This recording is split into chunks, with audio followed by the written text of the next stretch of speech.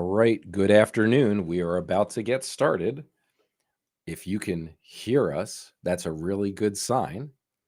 We're going to get started in a second, just as soon as we can confirm that it is working on YouTube.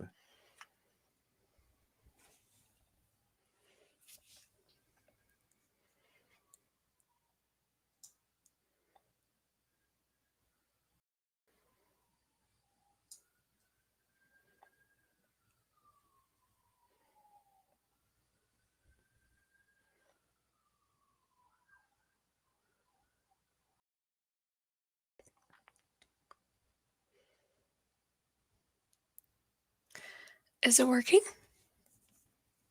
Maybe.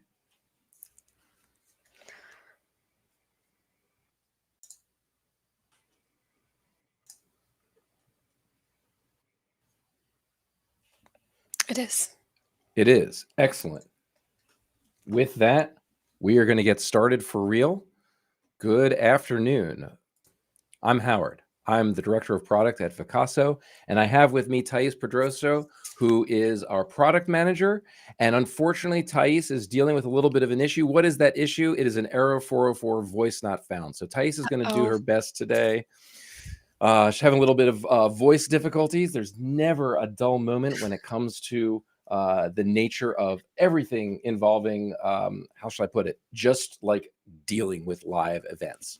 So with that, I'm going to get things started. So what we're going to do is we're going to talk about case flags. We're going to talk about how to get the most value out of case flags for Salesforce Service Cloud.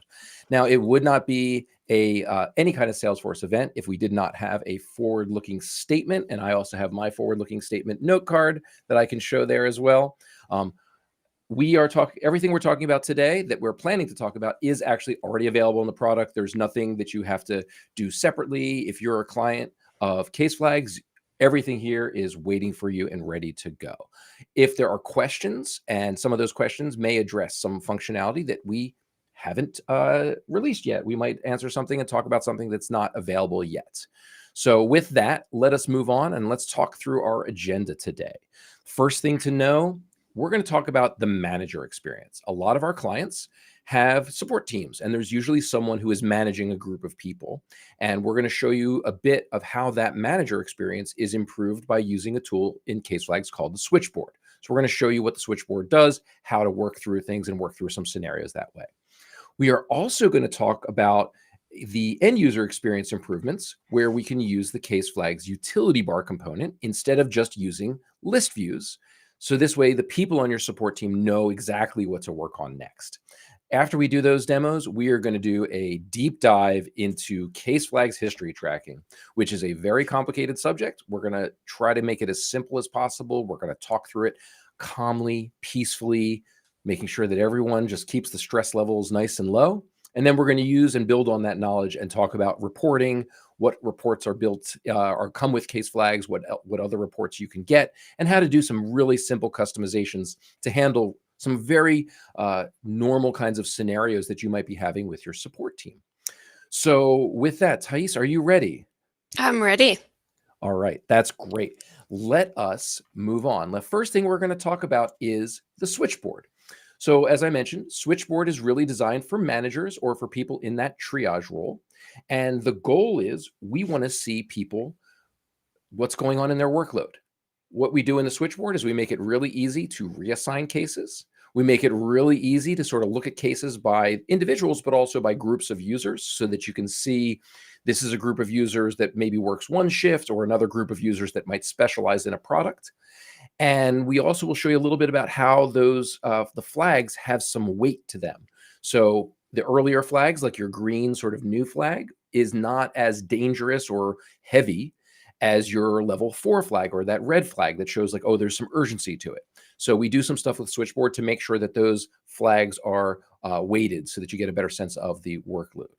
Also, what's really great is Switchboard is not one view. It's a way to configure multiple views.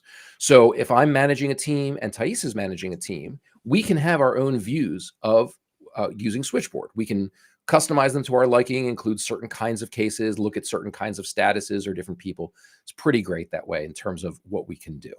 So what I want to do is I want to flip over to our demonstration and show off the switchboard. So what we're looking at right now is on Thais's screen is the switchboard view. So what you can see, and this is very important to see, is we currently have a couple of things going on. So at the top, you're going to see where it says Vicasso App Support. There is a bar that is showing the overall sort of flag burden or support burden. It's showing that there are 25 flagged cases and 30 total. And there are 4 cases in that level 4 flag. There are, in this case, 17 cases at flag level 2, and then maybe a small handful, 4 cases at flag level 1. What's really great about this is now, as working through the switchboard, you can now look at all of the queues and the users to see people's different workload. So a typical thing that someone might do, if you're a support manager, you might look at what's in that product support queue. And so let's open that up, and we can see there are 2 cases there, both at that second level flag. A really simple thing that you could do is you could say, I want to give this case, let's just drag and drop it directly onto someone below in that user list. So you could just take a case and assign it directly to, in this case, we're going to assign it directly to Kristen. That's a really easy operation for someone to do. And you can see Kristen's workload bar went up a little bit. She's got 2 cases that are flagged of the 2 that she's owned. Well, imagine if you're now looking at this and saying, okay, hang on a second. Howard only has 1 flagged case of the 2 that he's owned, and Cam only has 1 case that's owned. So we might take that second case and just drag it directly to Howard or Cam from the support queue. So that's a really sort of a good sort of starting point for the switchboard. But let's dive into something that's a little bit more like, how do we deal with rebalancing the work? So what we're going to start with, and it's a really good way to start, is Thais lost her voice. So imagine that part of her responsibility was to talk with all of these clients. So with the cases that are assigned to her, what we could do is say, well, Thais is currently in the morning shift group. So rather than simply just saying, all right, let me just drag and drop these at random and try to do the balancing ourselves, we're going to one by one drag them to the morning shift group. And Case Flags is going to use the power of math to automatically assign the cases to the people most likely to be able to balance that work. So we saw a couple assigned to Cam directly because she had fewer cases. The next one, it's probably going to pick, oh, there it's picking Megan. So it's going to start assigning those cases and distributing them across the group of users. There was one that was going to Kristen. And then again, in that morning shift, there's one like it. Now it goes to me. I told you, Thais, no work for me. That's just not what we do. It's okay. Don't talk. We got to save that for later when we're talking about reporting. So as you can see now, the cases are a lot better balanced. And so Thais, you could actually get rid of all of your cases, take those last 2 flagged cases and drop them onto that morning shift. And then we should look at that morning shift and be able to see, okay, are things in balance? So what we could then do, if we just wanted to look at the morning shift, is we can deselect the night shift people. So now when we look at those workload bars, we can see Thais no longer has any cases. So Case Flags didn't assign cases to Thais because it doesn't take something that is currently owned and give it back to the same person. So we were now able to balance those flagged cases across this group of users.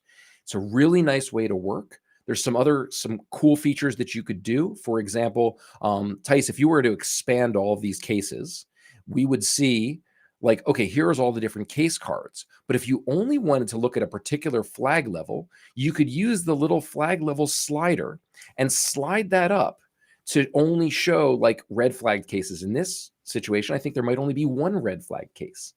So you could do something like, oh, let me find just the red flag cases or the orange or so on and so forth. You can also, let's show them all again, you can also filter by priority and say things like, I just want to see my highest priority cases.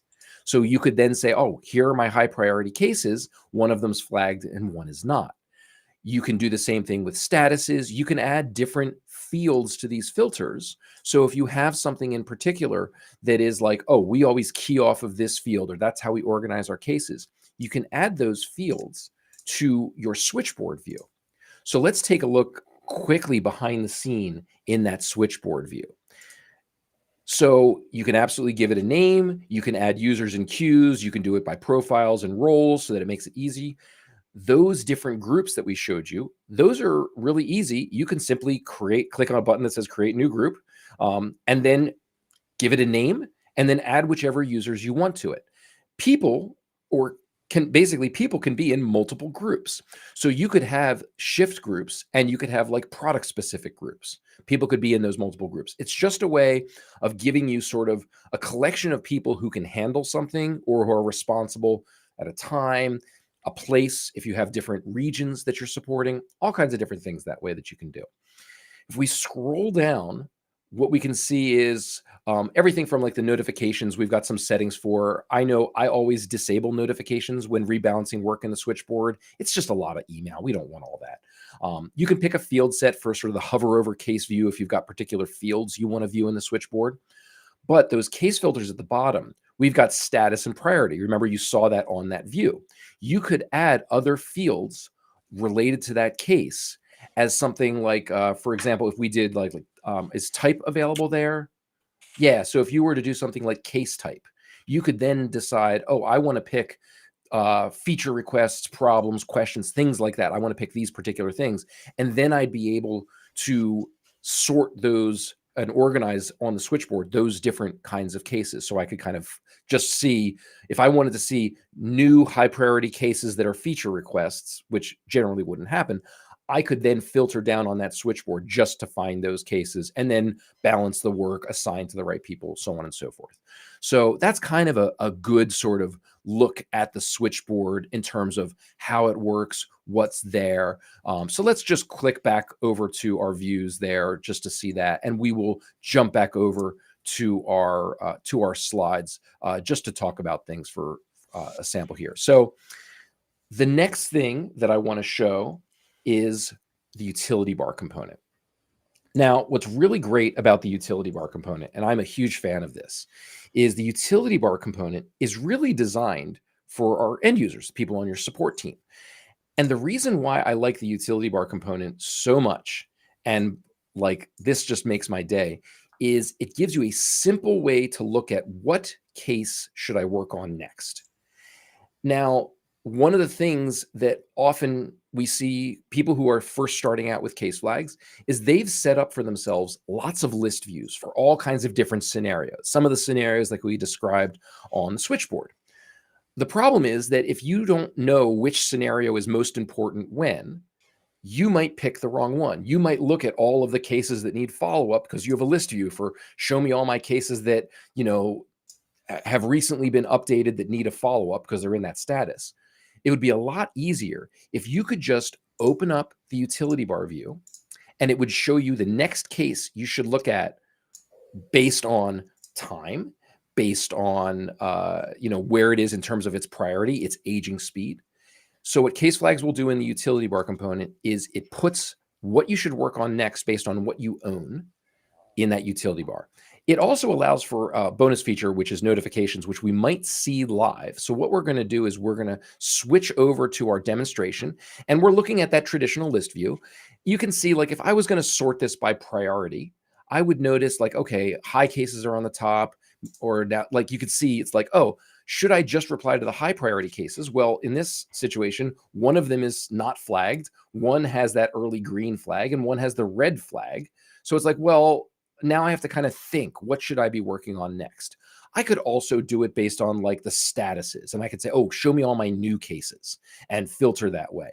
And then that might not really give me a lot of good information. Some are flagged. They've got all different colors. Again, it's a really sort of messy way to work. But imagine that you open up the case flags utility bar. Boom. Oh, hello. Now imagine you open the utility bar. The first case that's listed is a red flag case that needs your attention. Right from here, you just click the case number. Boom, we click it. We go to the case. We clear the flag. As soon as we clear the flag, because we've done something, we've replied to the client, the utility bar updates and serves you up the very next case. So now imagine you're working through support. Instead of working the case, switching back to a list view, finding the next flag. You can just work on something and then go to the next case because it's served up for you. If you're in one of those scenarios where you use queues, let's say you've done all the work in your My Cases view and you're like, I've got to go grab the next case off of a queue. You can now see, oh, there's a red flag case in this queue. You could then quickly take ownership of this case, clear the flag, and you're off to the races. So you're able to kind of work through these different scenarios, treat it almost like a burn down list. It's for lack of a better term, it's a really, really powerful way to kind of get your work done, to see, in your app, whether you're using a console view or just a standard view. Lightning apps can have this utility bar component. It's really, really great. You can configure it differently for different apps in your instance, and you don't have to think about what to work on next. So we're going to take a moment and we're going to answer any questions. I'm going to kind of like peek through in the chat to make sure if there's any questions that are coming up. But like, I know, Thais, I don't want to ask you any questions right now because I'm going to save your voice. But in your day-to-day, do you typically use the utility bar view for your own cases, correct? Absolutely. Do you use it? Like, one of the ways I use it is I can use it to look at the cases from my team, as that's one of the options in my utility bar view. So I can almost, like, I don't even have to go to the switchboard just to see if there's anything that's like urgent that my team isn't looking at. It's an easy way for me to like quickly look to see if there's a red flag case or something that might be getting more and more urgent. That's one of the ways I use it. What's something that you might do, Thais, that's slightly different than that? Yeah, for me, every morning when I start my work, I go to my own cases view and I just clear out all my flags. So I set up myself for success that way. So I know that anything that just pops back in, I just need to get to it as quickly as possible and I go about my day. Cool. So we did get a question that is, how would you differentiate this, which would be case flags, from entitlements and milestones? That's a really great question. It's actually one of the things to really understand.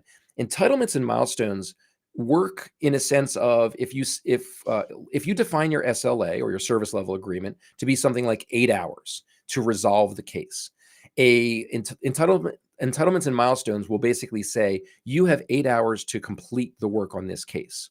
But imagine that you need to go back and forth with the client.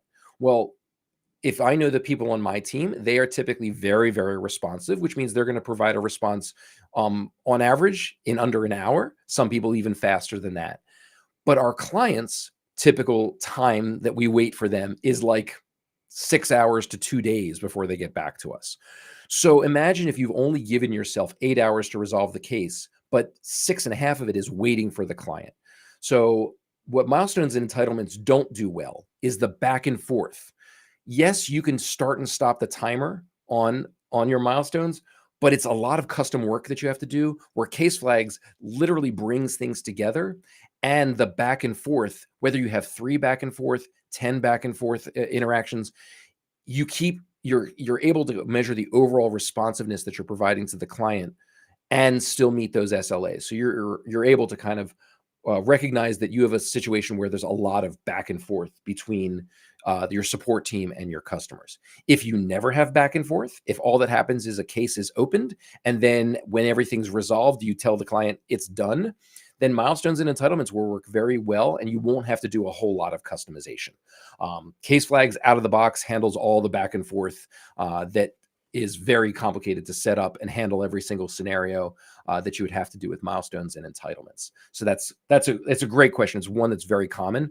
And actually what we can do is, there is an article on Salesforce Ben that actually compares case flags to milestones and entitlements that we'll try to put our fingers on and either add to the chat or put in our Trailblazer community group later on as a follow-up to this. That's a really good thing.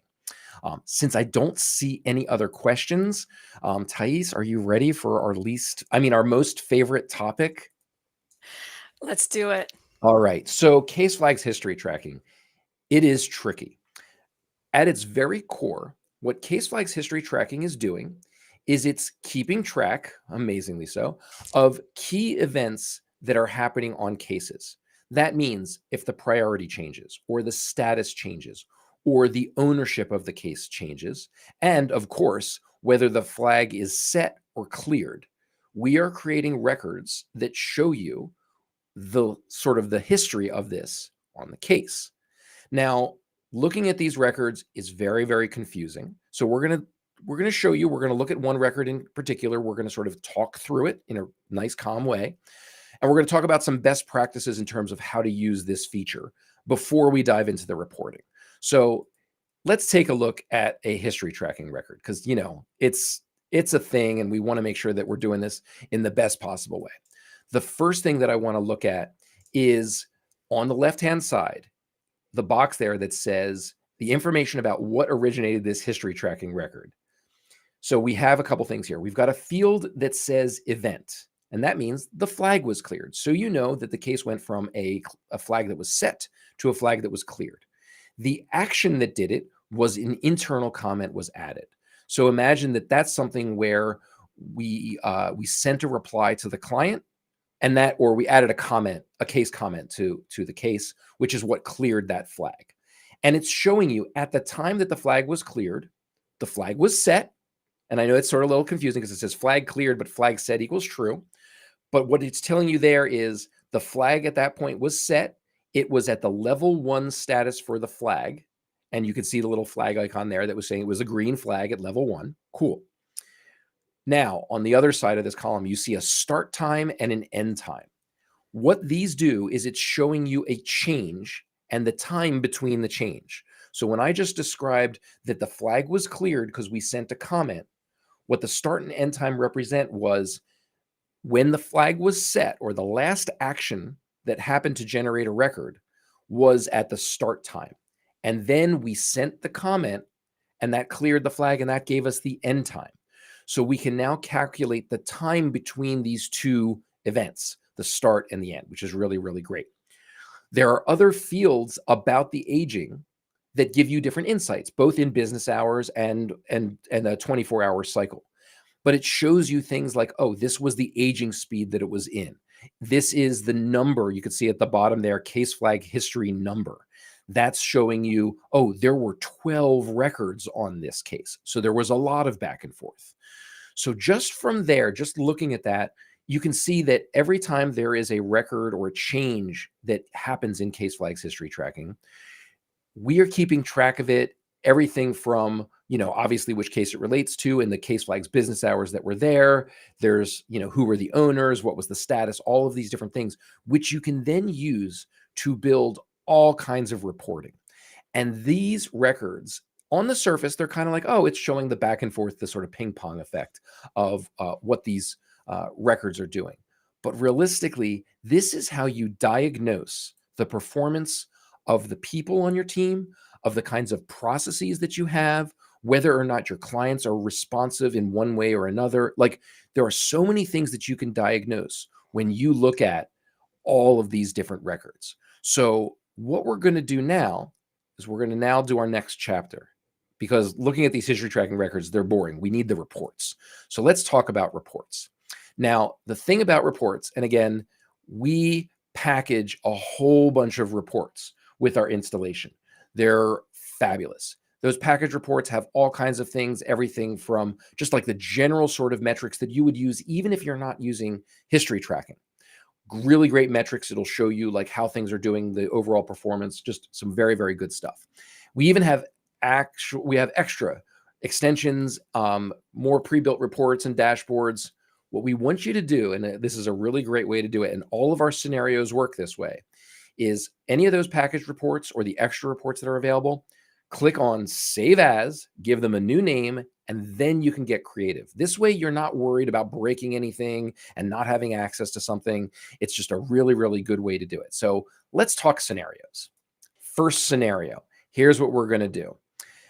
The thing I want to do, imagine I'm a support manager, is I want to know, is there a difference in the responsiveness of my team based on the product or the issue type? Now, I say product or issue type, but basically what I'm going to do is, or what Thais has done, is we're going to group cases by a pick list field. So it could be like a product or a type or something like that.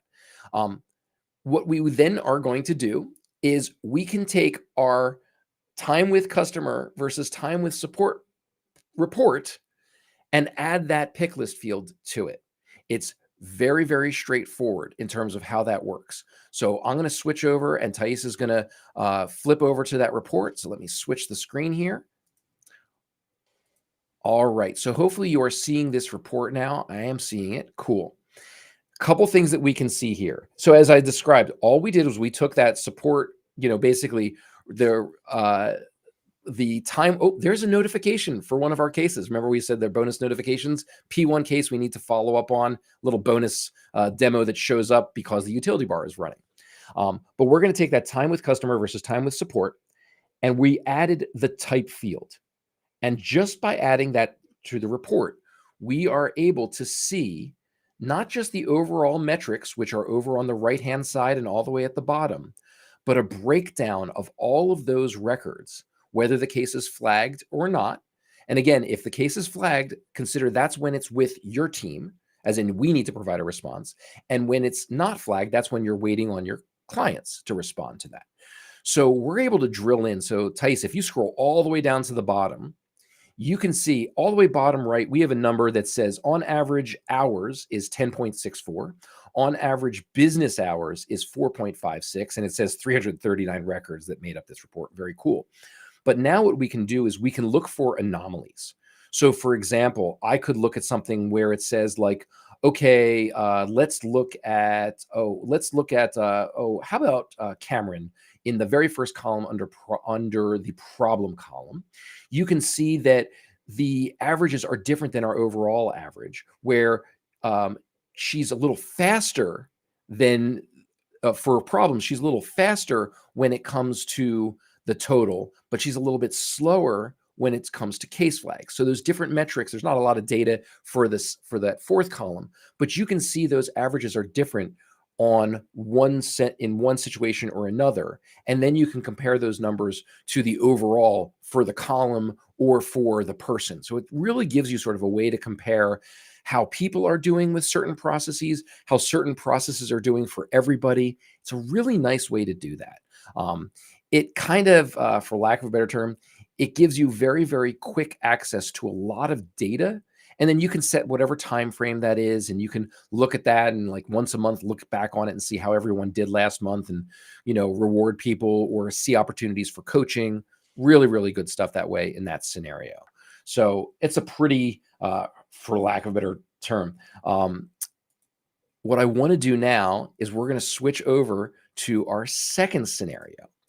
So the second scenario is all about comparing the initial response time to the ongoing responsiveness of cases. And this is something that we regularly hear from clients, which is, we might be really slow at the beginning to get an initial response out, but then once it's in the mix and they've been assigned the case and they're working with the clients, they go very fast.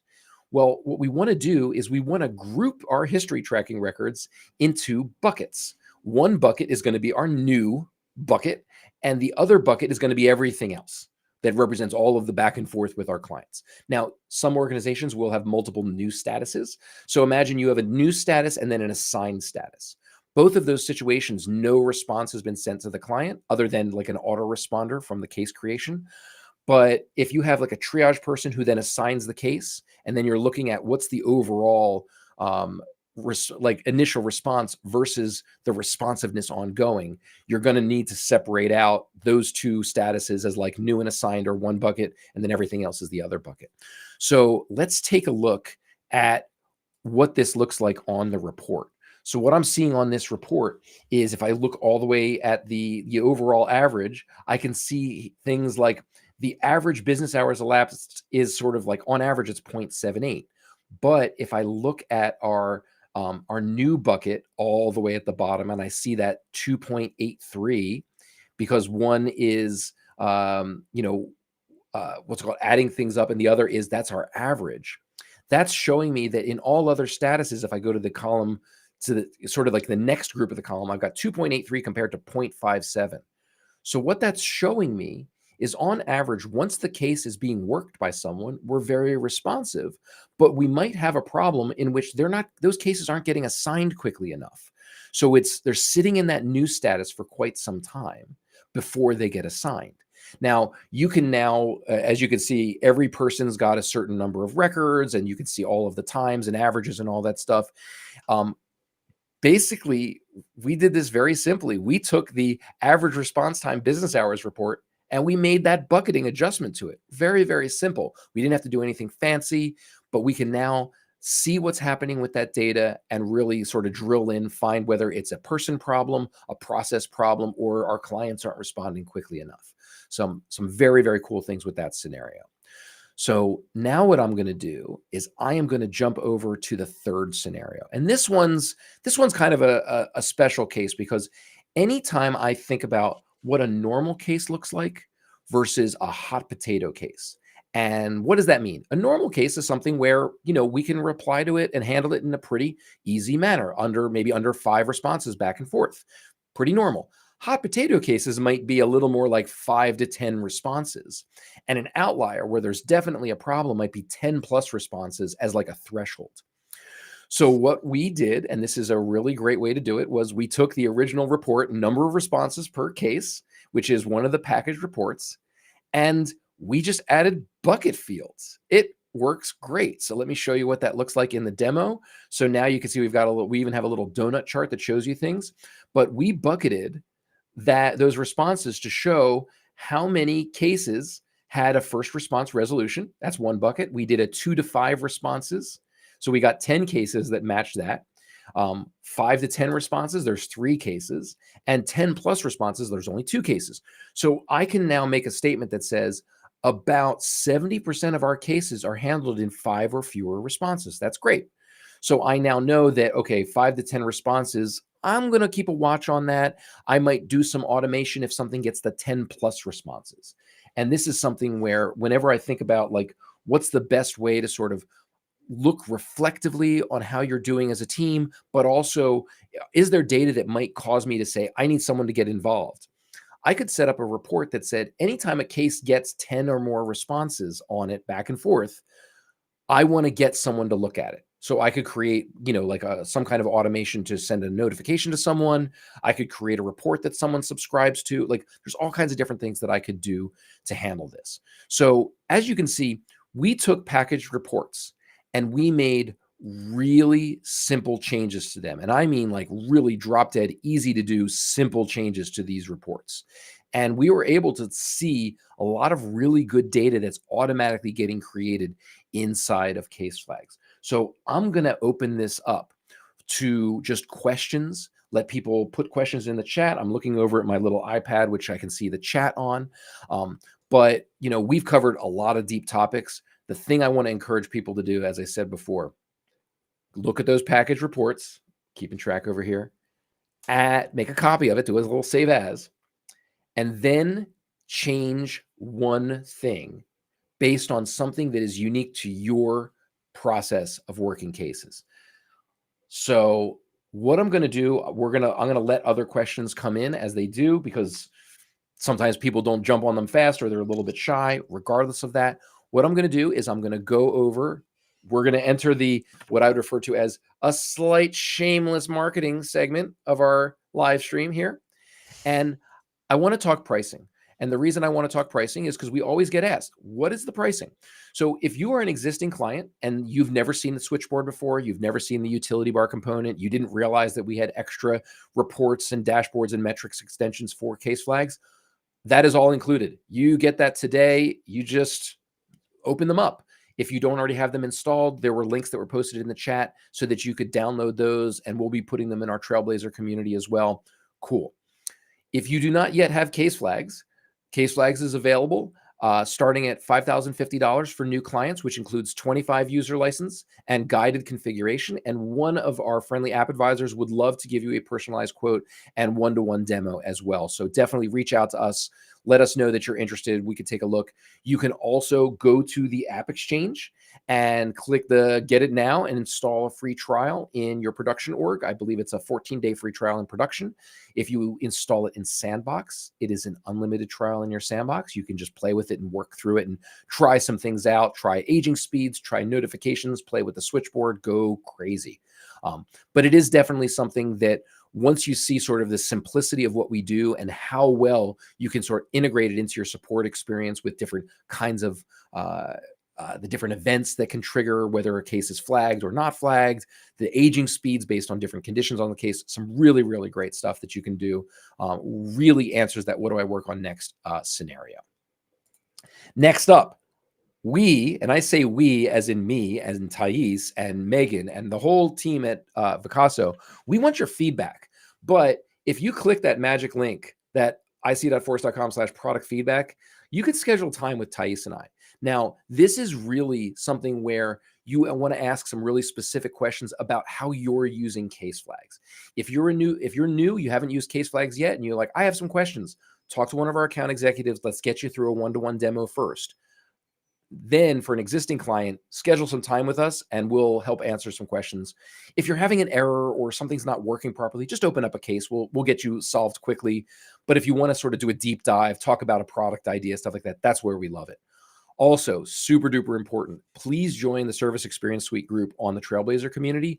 We keep that very, very free from lots of stuff. What we put up there are if there's a new feature to try out, if there's something that's any kind of issue, rare, but if there is an issue, we try to work through that.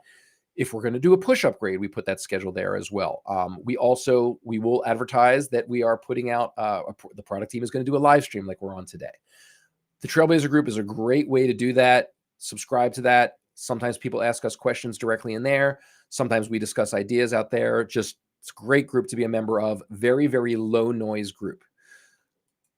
Next up, if you need help, our team, the product team, app support is ready to go. You can either go to support.vicasso.com, look at the knowledge base, look at our documentation, comment on ideas, create new ideas, and work through our community that way. You can also go on any of our websites, and on the bottom right, you'll see a little chat link, and you can open up a chat, and we can get you help right away. Email support@vicasso.com. You can even call us if you need to, and we're there for you. If you're an existing client and you love us and you think we're better than sliced bread, we need your help. And the best way to get that help, it's something where you can take 2 minutes and write us a review on the App Exchange. Tell us how much you love the product. It's something where that 2 minutes of yours means years worth of help for us. We know that our clients often read the reviews on the App Exchange, and that is transformative to them. So if you're thinking, oh, how can I help my friends at Vicasso? Review us on the App Exchange. It's a great way to do it. We love that. Tell the story of how it helped you. Tell, if you've worked with our support team, how knowledgeable they were, how responsive they were, how much fun they are to work with. That's the kinds of things that we love to see there. So with that, I'm going to make sure that there are no more questions from the audience here. And I'm not seeing any more yet, but we're here. I'm going to hang out for a little bit. But what's really important to me is to say thank you, Thais, for mustering through, even though you were experiencing the 404 voice not found error, because that does happen from time to time, doesn't it?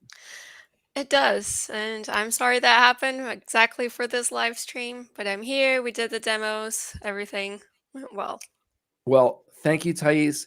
And I just want to say, once again, I just want to say thank you to everyone who attended today. Thanks to our customers who always are just great source of inspiration and good cheerleaders for us as well. I love it when I get to see people in person or we get to have meetings with our clients. Just absolutely love it. Thank you for being clients. Thank you for even considering our product case flags. And we look forward to our next live stream event.